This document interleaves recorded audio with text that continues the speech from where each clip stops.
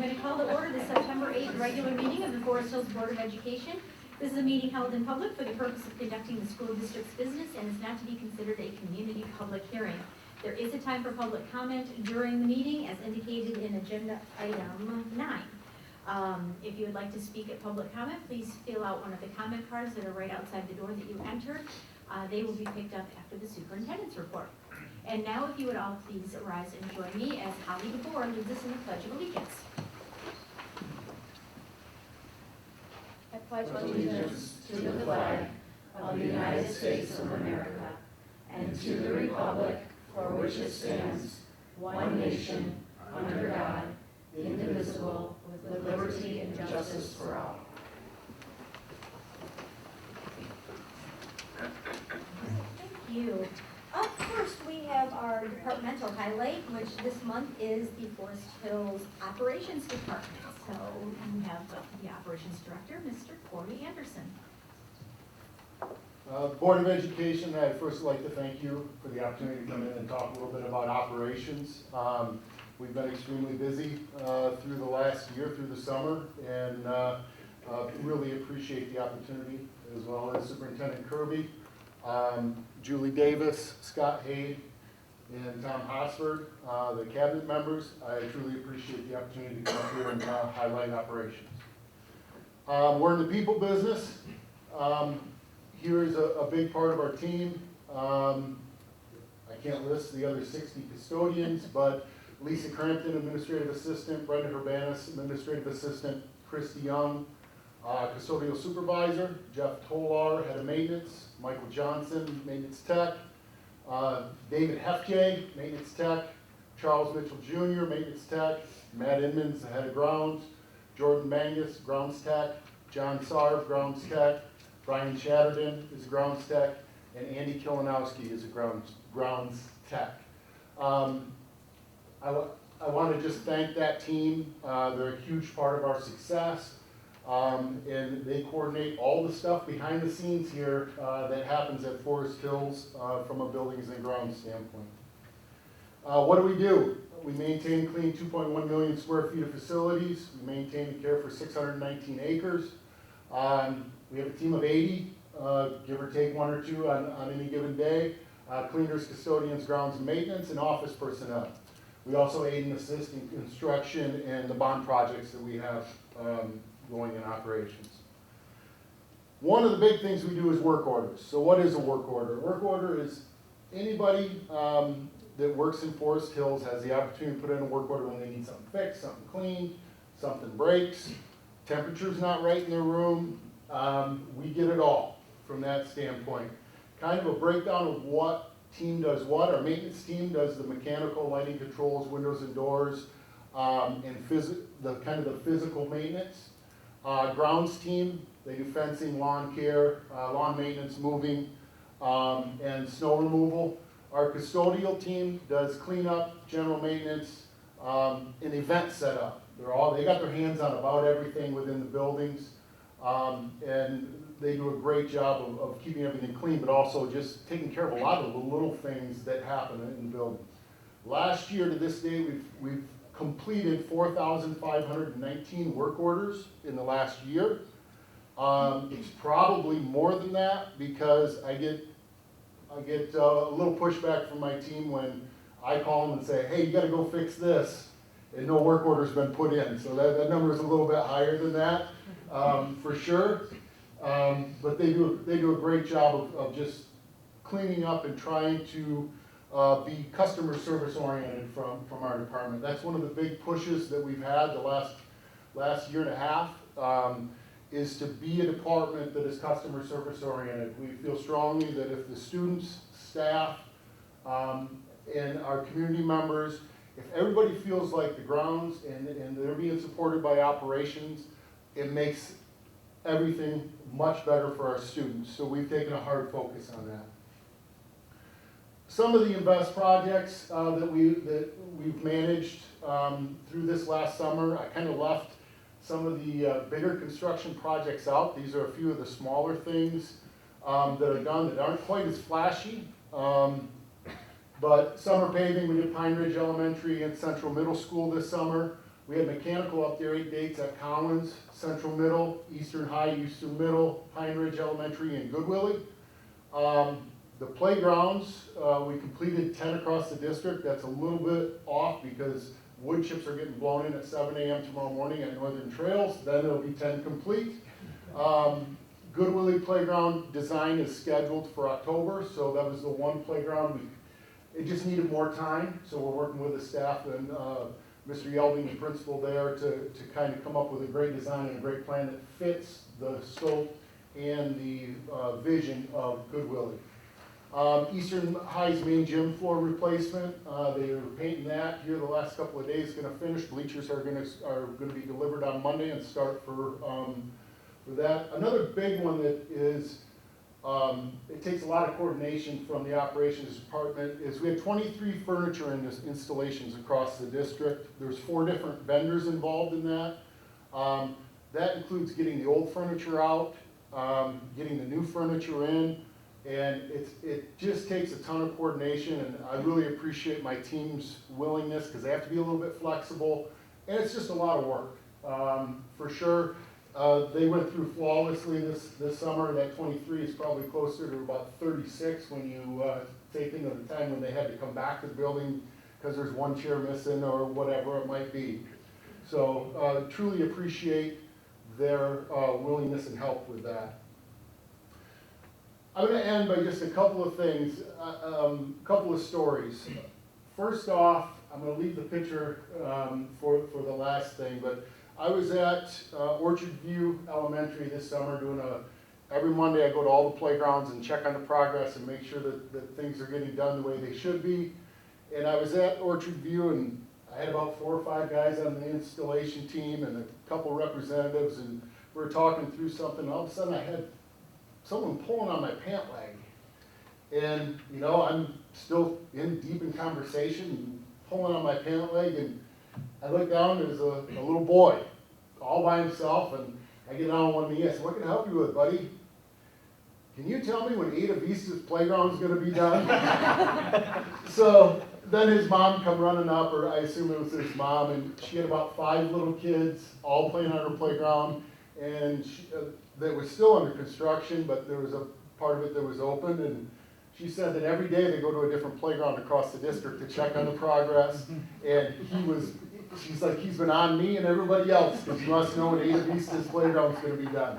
So I thought that was a pretty cool thing, and it's great feedback from our community on some of the projects we're doing. The other one is, this was last May, and you see the dirty little footprints there next to this writing. But it says, "Hi, I'm not from your school. I do soccer here. Love your new playgrounds." And there was those little dirty footprints. This playground was completely under construction. Nothing was done, and his little footprints or hers were all over our equipment. So whether it was completed or not. So just a couple of things and a little bit of feedback from community members of some of the projects that we invest in here in Forest Hills, and truly appreciate the opportunity. And if you get an opportunity and you see anybody from operations, whether it's custodial, maintenance, grounds, thank them for their work. They've been diligent, they've been working hard. They've also been really trying to push the needle from a culture standpoint and become customer service oriented and make Forest Hills a great place. So thank you. Thank you very much. I appreciate that. And I love that you were able to put up the names of some of the staff, because these people don't get recognized enough. So, you know, it's too bad you couldn't get everybody on there, but I'm glad you got the ones on that you did. And quite frankly, given the numbers of things that you've been doing, I'm surprised the list of people on your staff is not like 8 times longer than it really is, because it's amazing that you guys are doing all of that with that few people, it seems to me. But I'm like, they must be very, very busy and very tired at the end of every day. Does anybody have any questions for Mr. Anderson? I do have a 4th grader who really loves the new spinning towers of death, they call them. But those were like a hit, and I know they're in multiple playgrounds, and so Thanks for thinking of the kids with that one. It's like a really creative piece of playground equipment. It's one of the newest ones, and it's very popular. It's one of their top sellers, and we have one on every one of our playgrounds. Yeah, that's a good one. We might need to come up with a name. Yeah, I mean, I am not condoning or supporting that name. That's just like word on the street. Yeah. I just want to say Mr. Howard at Thornapple gives such great customer service and knows all of his kids by name and just says hi every time we're in there. So Awesome. he's awesome. All right, terrific. Thank you very much. We will move on to our consent grouping. Can I please have a motion to approve consent grouping items 4A1 through 4C1? My motion. In a second? Second. Thank you. We will go off now to a curriculum report with Mrs. Tryon. Yeah. So this month, really the bulk of our meeting was hearing about the incredible athletic center designs. I don't know, Dr. Mashad, I'm assuming you will touch on that in your finance report? A little bit, yeah, but feel free if you want. Okay.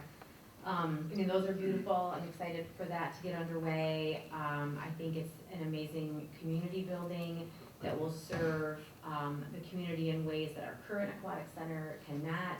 Just being able to have competition at the same time that we have community events.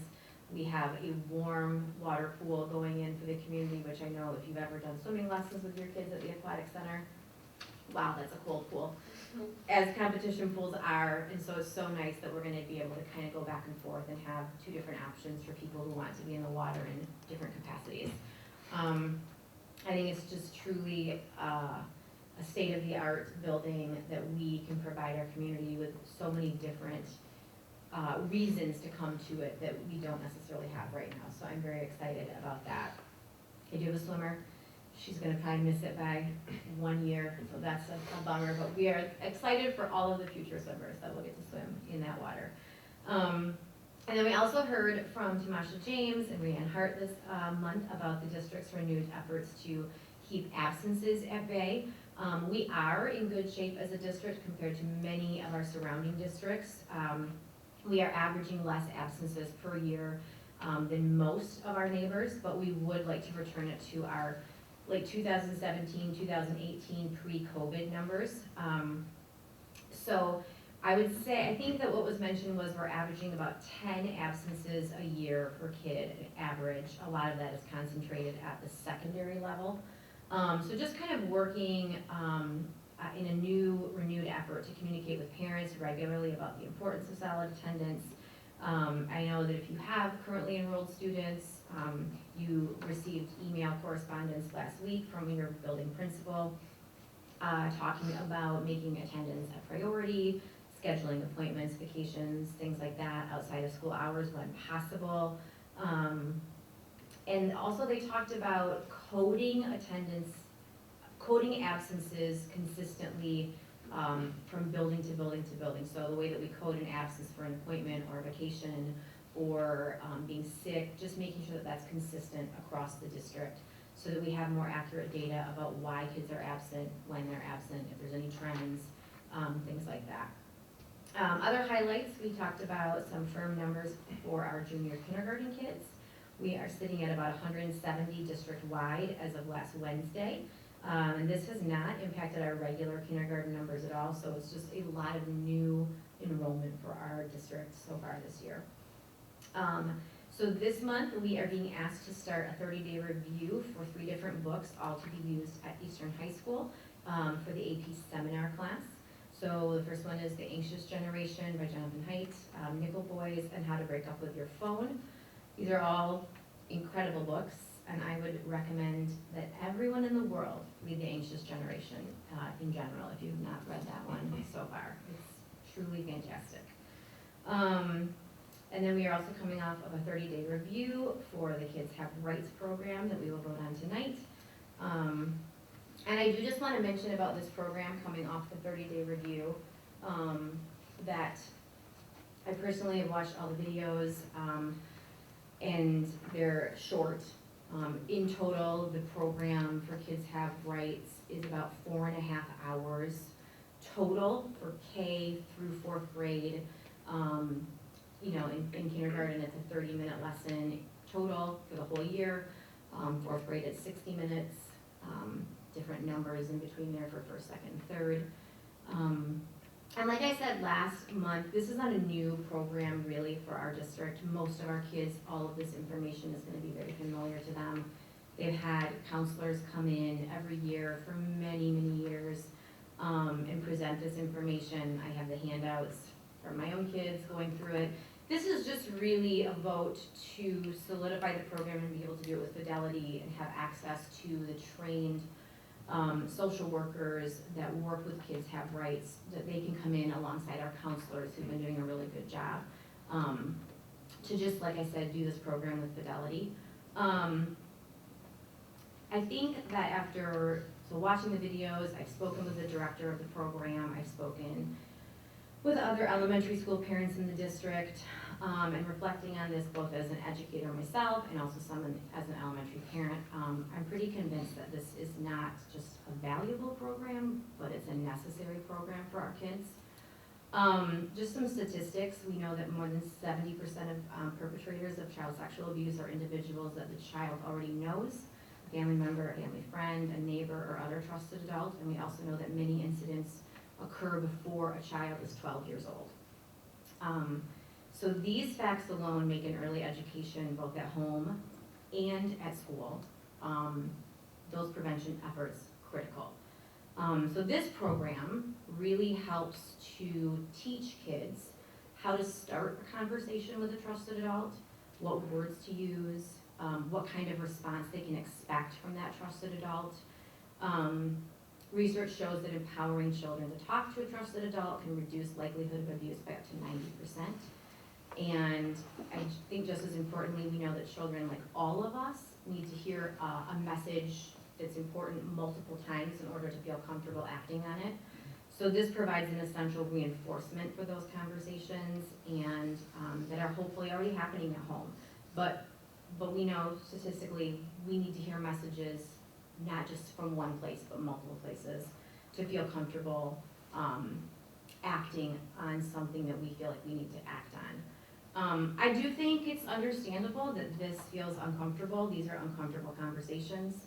But I don't think that being uncomfortable with something is a reason that we don't do anything or that we remain silent. So I think it's just really crucial that we send the message to kids that it is okay to talk, to ask questions, to seek help. The curriculum's videos model these conversations for kids. I think it's one thing to come in and do like a worksheet or to have a conversation, but to see it modeled, like how I could have a conversation, how I could feel comfortable talking to my mom or my teacher or a friend even, I think it's incredibly impactful, and it really helps to empower our kids to feel that they have the ability to have a conversation if necessary.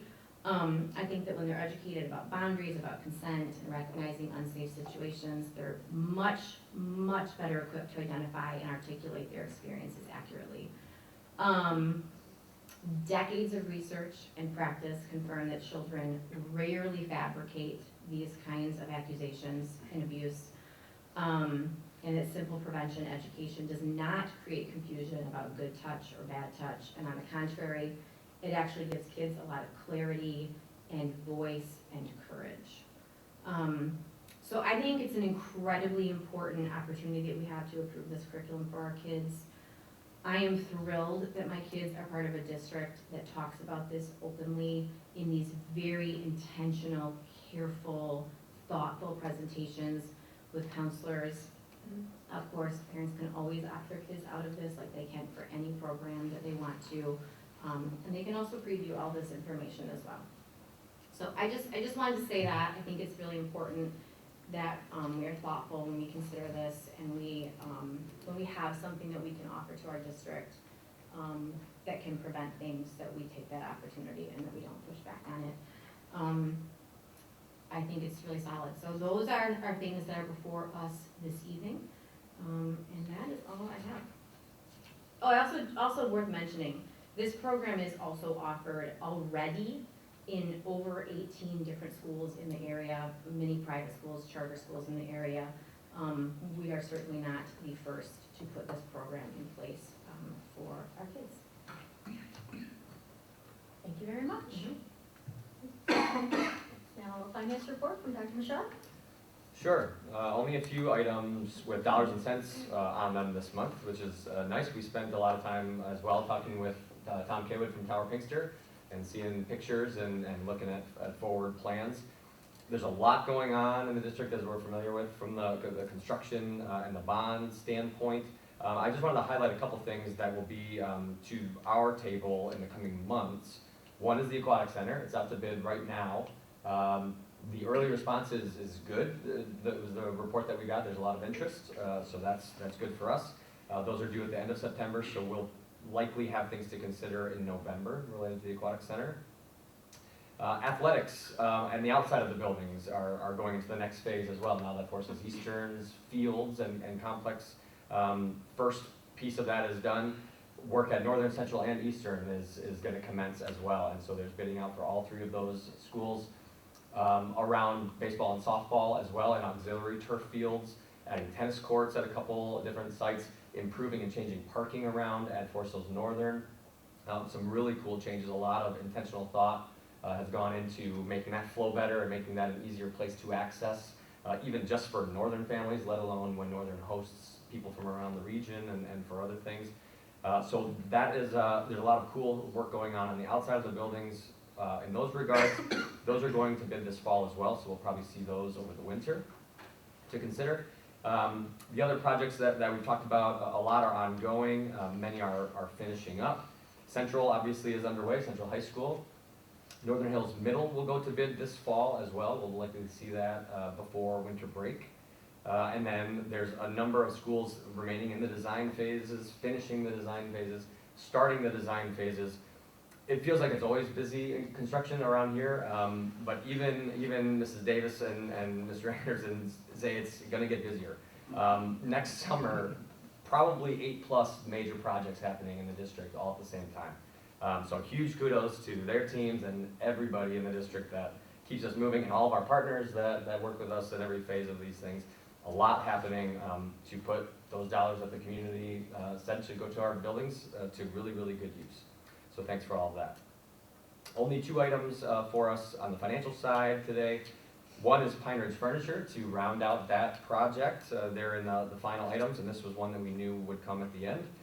So this was the final furniture to outfit a number of classrooms, the media center, flex learning spaces, and the office area. Multiple purchasing co-ops, as we saw in the packet, purchasing from 4 different vendors for an amount not to exceed $251,815. That'll come out of the 2023 capital projects. And a property tax reimbursement to Kent County for $28,398.08. And we finished off our meeting because Mrs. Davis did not bring it up herself, but we were informed that the business office earned the ASBO Certificate of Excellence in Financial Reporting again for a 27th year in a row now. So that's normal for us. We got to celebrate that a lot. But excellent work as always to Mrs. Davis and to everybody in the business finance teams for being good stewards of our dollars and our taxpayers' dollars. And that was all we had. Thank you very much. Congratulations to the finance office. Are there any questions or discussions about our consent grouping? Okay, can we please have a roll call vote? Yes. Dr. Michaud? Yes. Ms. Commode? Yes. Ms. DeBoer? Yes. Mr. Colley? Yes. Mrs. Tryon? Yes. Dr. Bowson? Yes. Ms. Steinmeier, yes. Thank you. All right, next we have our supplemental instruction request. Can I please have a motion to approve that supplemental instruction request? I motion we approve that. A second. Okay, and is there any discussion on this? Yes, do I? Yeah.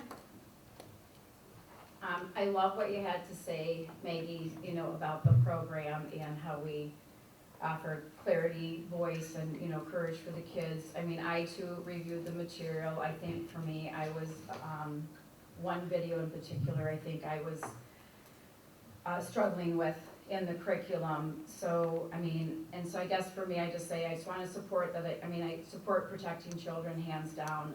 I believe that the sensitive conversations about safe and unsafe touches I feel are just a responsibility for parents and families. And I totally understand that they have an opportunity to opt out, but I just feel like it really belongs in the home. I know our community represents many different faiths and family traditions, and parents should decide when and how to teach their kids about these topics in a way that reflects their own values. I feel like the school's role is to support families through strong academics, our reading, our math, our science, and preparing students for the future. And I'm struggled with us not to take over deeply personal conversations that belong in the home. I also have concerns about how the lessons were presented. One in particular, one of the videos showed a child reporting discomfort with really not providing a lot of context around it. It was a one-time situation. I don't know if many of you guys were able to see it, and I just felt like there was nothing, no context around it leading up to this moment. And with that background, I just felt like it was really confusing for the child rather than empowering them at that moment. I just felt like in some ways what it confused the child, how they felt about a grandparent, which is what it was. It was a grandfather with a granddaughter. And so I just wonder, instead of teaching directly to students, I guess perhaps would we want to consider offering optional programs to train families in these areas so they in turn can train their students, to talk to their families. But I also know that we also have where we train our teachers, right? To recognize if there is any abuse or things that they report. I know that I was trained in this, and I had to report a case that just seemed, abnormal on a couple of different accounts, and we ended up raising concern and getting the help for the students, for the two particular situations that we were dealing with. So, I guess for me, I just in looking at this, I'm just not in favor of it, and I know it's been continuing on, but I kind of want to just share the reasons why I would be voting differently in this subject matter, for what we have to present before us tonight. So. Okay, thank you. Is there any? I do think it's important to acknowledge the elephant in the room here, that abuse can happen at home. And it transcends every socioeconomic demographic. It happens in families that look like great families. And so that is why I think a multifaceted approach is an important one. I think that they are such small lessons to either support what is going on at home already, so fantastic, or to provide new information for kids who are not hearing that at home for a myriad of reasons, some of them very sad reasons. I also think it's important to just to say on the kids have rights, frequently asked questions documents. They talk specifically about the fact that when you watch these videos outside of the context of the lessons that actually go with them, that it is going to feel like there's some missing information or there's some missing conversations. And that is why it is important that these videos, even if someone wants to preview them, it is the consideration, you make the consideration that there are also materials that go with those videos that are being part of a lesson in the classroom. So it's not just like, hey, watch this video, act on it if you want to, or ask me questions later, but it is part of a very intentional, well thought out, scaffolded lesson plan with professionals who do this for their career. So I just felt like it's important to mention those two parts of your concerns in regards to the program. Right, and if I can add to that, I understand that you're watching something visually and you're learning something on a lesson, and we have kids that learn different ways. We have kids that learn and gravitate towards things that they're watching in a video, and then kids that will pick up for the things that are talking about, and sometimes not mesh the two things together too. So I'm just saying, I think for me I was confused by the one video as an adult and not seeing the context. So I mean, I just raised a concern with it. That's all. So. Any other discussion on the kids' have rights? Okay, then can we please have a roll call vote? Yes. Dr. Michelle? Yes. Ms. Commode? Yes. Mr. DeBoer? No. Mr. Colley? Yes. Mrs. Tran? Yes. Dr. Thompson? Yes. Mrs. Neinmeyer, yes. Okay, thank you. Up next, we have the MASB Delegate Assembly. This is something at the annual leadership conference that a representative from all the different school districts get to come together to vote on what they believe should be the MASB's position on a number of different issues. All of the delegates that attend this and vote have to be school board members, and have to be certified by their boards of education. So that's what we're going to be doing here, is picking somebody that can act as our delegate to vote on these issues. There are 4 of us going up for the annual leadership conference: Dr. Michaud, Mrs. Neinmeyer, Mrs. Tryon, and myself. Mrs. Tryon and Mrs. Neinmeyer will not be there on the night of the thing, when the delegate assembly is. Dr. Michaud and I will be there. I had the pleasure of doing this last year, so I would like to offer the opportunity to have Dr. Michaud serve as our delegate for this year, if he is so willing. Perfectly. I think you're being voluntold. I was like, there's one person left. And I can be the backup, since I will be there, No, happy in to. case you fall ill or break your ankle or something, which we do not want to have happen. Okay, so then, given that context of what this is can I have a motion then to please certify CJ Michaud as the voting delegate and myself as the alternate voting delegate at the annual leadership conference on October 23rd of this year? I motion CJ be the lead and you be the second at the conference. Thank you. I'll second that. Okay, does anybody have any questions or further discussion about this? Enjoy. Yes, okay, can we have a voice vote on this then, please? All in favor, please say aye. Aye. Any opposed? Okay, motion carries, thank you. We are now up to the superintendent's report. Mr. Kirby. All right, thank you. First, I just wanted to say thank you to Corey for coming this evening and talking about his team, but also just want to acknowledge how proud we are of Corey.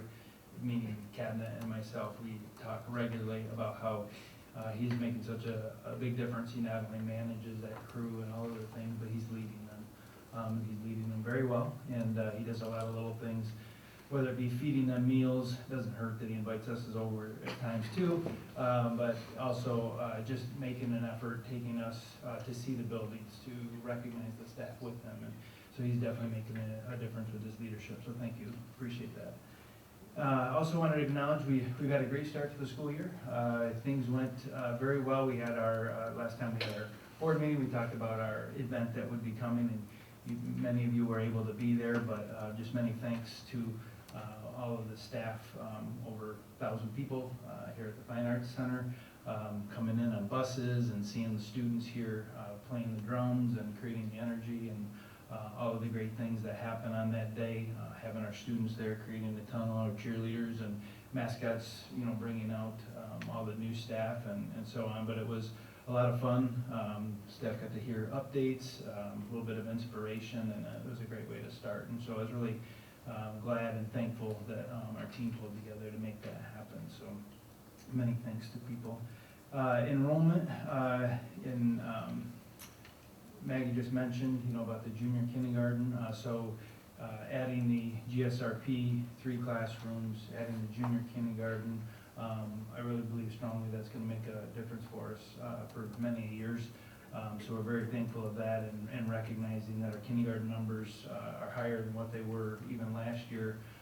So very, very happy about that. That overall, October 1st is our actual first count day, so we'll know exactly, you know, what the difference is. But I do believe we'll see a positive trend for the first time, or a positive increase for the first time in approximately a decade. So I'm really happy about that. Transportation is an area that we have acknowledged and continue to look at to try to make that better. Obviously, the goal is to have reliable and safe transportation, but the model we have been using for the last probably decade can't continue to be sustained the way that it is with the number of drivers that we have.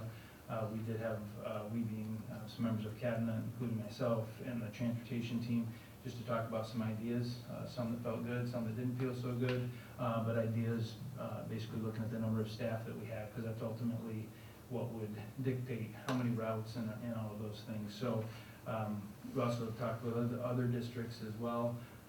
We are currently in a short term doing planned cancellations so that families can, prepare and be organized.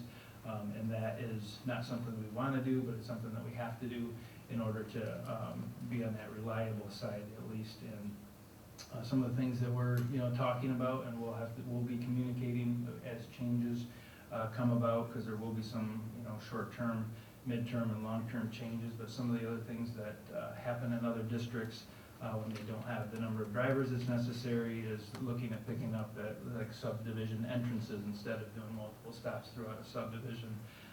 Doing mass stops in different areas to reduce the amount of time that it takes to get around. Walk distances to some of the neighborhood schools that have walkable sidewalks and safe ways to pass. Changing some of the start times for our schools is something that we'll have to take a look at too, as far as how that impacts the number of riders on a bus. So that's something that we'll continue to look at. We're doing shuttles. Some kids are being touched by transportation 4 times in a day, and that's a big ask, and that takes a lot of people. So currently, where we're at, we're taking people out of the offices, out of the mechanics area, and so on, and that's just not sustainable. We want to retain those quality staff as well, but we're asking them to do their job plus drive routes, and it's just not realistic. We do have a lot of people that apply. We get them going through the process. But unfortunately, not everybody makes it through the process for a variety of reasons. Could be medical, could be health, but there's a significant amount of training that's part of it.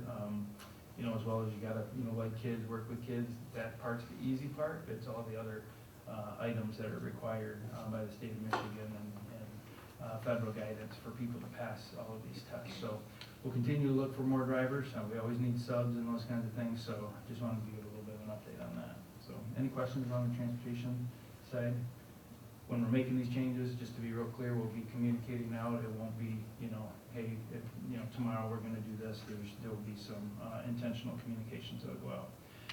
As far as the budget update, still no agreement, but they are further along in the process. All 3 branches have their pieces out there now. Some of the big pieces that are making an impact that they just want to recognize, because we won't have another board meeting until after it's supposed to be done, which is by the end of September, for an October 1st start for the state budget. But some of the changes at the federal level have really caused at the state levels to try to figure out how to supplement some of those dollars that they wouldn't be getting from the federal government. The school aid fund is one of the funds that the state looks at. There's also a general fund. Thankfully, the school aid fund is a healthy pot of dollars, but the challenge is that they are trying to take money out of the school aid fund in one of the proposals, especially. But there's a lot of discussion around taking money out of the school aid fund in order to fund more colleges. And there already has been that over the last few years, and it's equaled $10 billion that has been taken out of the school aid fund, and that's something that we can't have happen because it doesn't get replaced. And so that's one big sticking point. Another is plan for repairing these roads. Again, trying to pull money out of that school aid fund to supplement those plans, which is causing a conflict, and there's a lot of pushback with that. And then the last piece is really quite complicated, but trying to move more costs to school districts around the retirement liability. That was changed last year overall, but last year we paid 15.2% in one of the particular areas, which is the highest that we've paid ever since Proposal A. And then ultimately they're trying to put those costs back on schools while not giving additional funds. Therefore, it will basically equal out to be a 0 or a negative increase for schools. So there's a lot of complex pieces in there. We do think, by probably October 1st, maybe 2nd, that we'll have a budget, but we don't think it's going to be by September 30th. If it is, we'll be excited about it, but we aren't optimistic as superintendents and the school board associations as well. So with that, obviously districts are, have a challenge. We've started school, in August. So there are some things that are in last year's budget that goes through the state's fiscal year, which is September 30th. And one of those things is school lunches. So school lunches is something that we have continued to have no cost, including breakfast for children. But starting October 1st, those funds are gone. So we won't be able to continue to offer those free programs as well as any other schools in the state because they aren't funded. If you think about the math of, 9,000 students and meals, we can't just do that because. So we will be making a concerted effort to communicate out to families about, completing the paperwork that's necessary to be considered for the free lunch and breakfast programs. There's other benefits that come along with that, anywhere from AP testing, fee reductions, but there are some different benefits that come with that. So we'll be pushing that out over the next couple of weeks. We'll be paying close attention to see if there's any optimism that is going to come too, but the reality could be starting October 1st that public schools will start charging again because they will have no other option because they'll have no budget, meaning no dollars coming towards. And when we get our first payment in October, hopefully, that, just so everybody knows, that's when we get our first payment is October 20th, I think is when they end up coming in. So anyways, there's a lot to still learn about that. Enhancement millage, just wanted to, again, recognize that and surface that. That is a November election. Many people received that this past week across the county.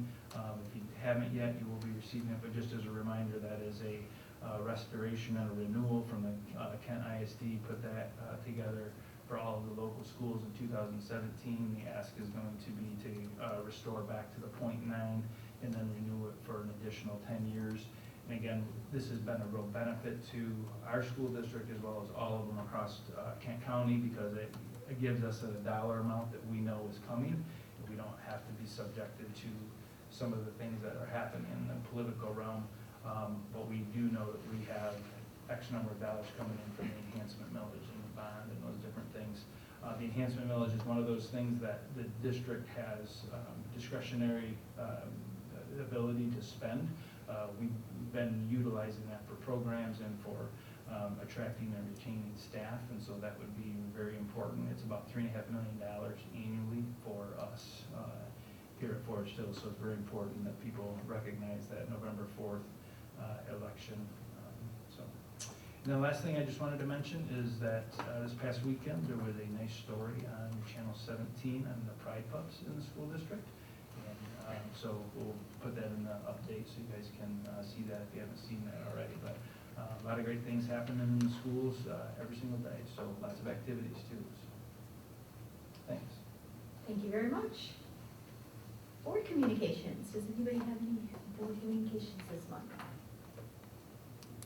Anyone? No?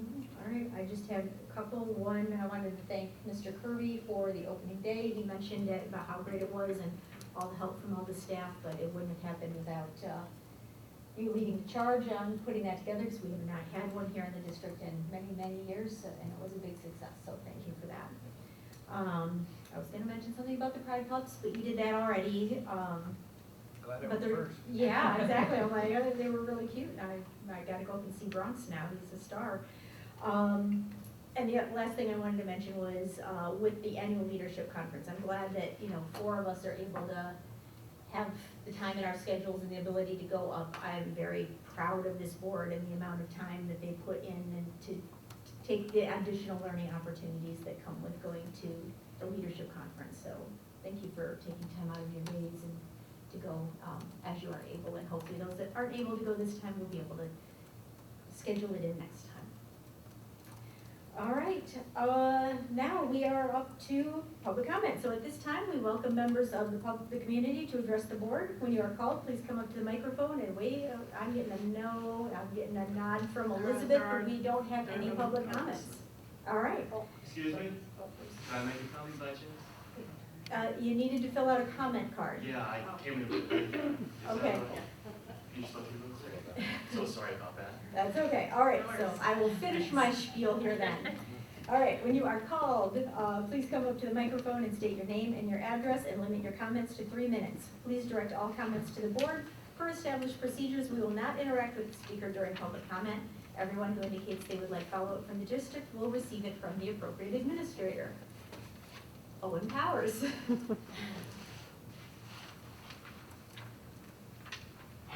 Sorry, this has been nerve-wracking for me. I've never done this before, so. We don't My goodness. quite- Oh, let me grab my phone real quick too.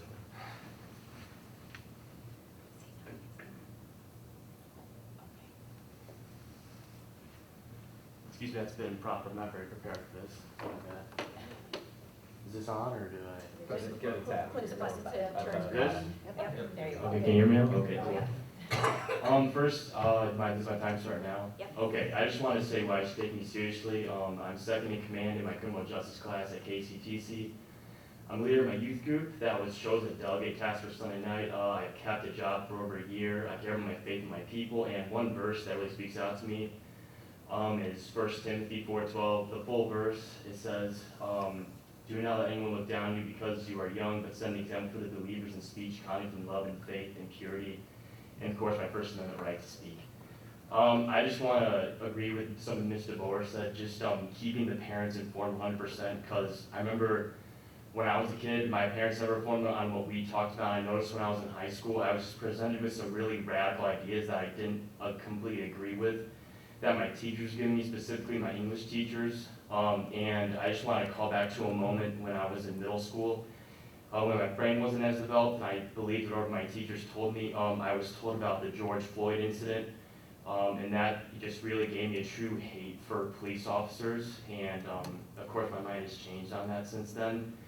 But I just want to add that because that, I mean, what the media said was not true. You look over at the footage, because I've been studying I've studied police footage before, and I noticed that he resisted arrest the whole time, and the police were correct in their maneuvers. And my parents never knew about this very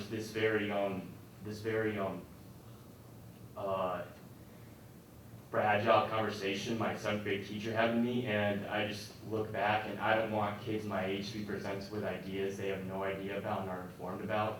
And I just like to keep the parents 100% informed, and the parents in these conversations with teachers, so they know what they're teaching their kids and what they want their kids to be taught in school. That's all I have to say. Okay. Thank you very much. Appreciate it. Okay, at this time, public comments are closed. The board thanks you for your input, and the appropriate district representative will follow up with those who requested it. Is there any other business before the board this evening? Hearing none, meeting is adjourned. Thank you.